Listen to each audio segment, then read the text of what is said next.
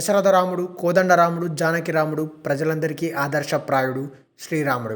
మానవ జీవితంలో విడదీయరాని బంధాన్ని ఏర్పరచుకున్న మహాకావ్యం శ్రీరామాయణం. ఎన్నిసార్లు చదివినా, ఎన్నిసార్లు విన్నా కొత్తగా అనిపిస్తుంది.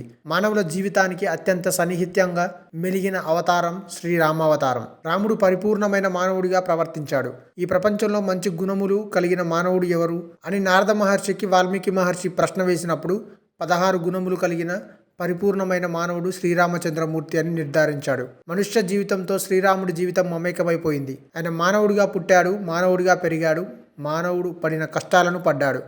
మానవుడిగానే అవతారం పరిసమాప్తి చేశాడు. ఆయన సత్యంలో లోకాలను, ధర్మంతో సమస్తాన్ని, దాన గుణములతో ధీరులను గెలిచాడు.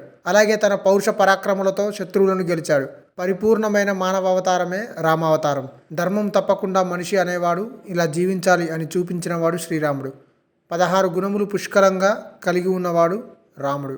అవే గుణవంతుడు, వీర్యవంతుడు, ధర్మాత్ముడు, కృతజ్ఞతాభావం కలిగినవాడు, సత్యం పలికేవాడు, దృఢమైన సంకల్పం కలిగినవాడు, చారిత్రము కలిగినవాడు, అన్ని ప్రాణులకు మంచి కోరేవాడు, విద్యావంతుడు, సమర్థుడు, ఎన్నిసార్లు చూసినా ఇంకా చూడాలనిపించేంత సౌందర్యము కలిగినవాడు, ధైర్యవంతుడు, క్రోధాన్ని జయించినవాడు, తేజస్సు కలిగినవాడు, ఎదుటివారిలో మంచిని చూసేవాడు, అవసరమైనప్పుడు కోపాన్ని తెచ్చుకోగలిగినవాడు. ఈ గుణాలతో మనిషిగా పుట్టిన రాముడు దేవుడిగా నీరాజనాలను అందుకుంటున్నాడు. ఈ వీడియో మీకు నచ్చినట్టయితే లైక్ చేయండి, షేర్ చేయండి, కామెంట్ చేయండి, సబ్స్క్రైబ్ చేయండి.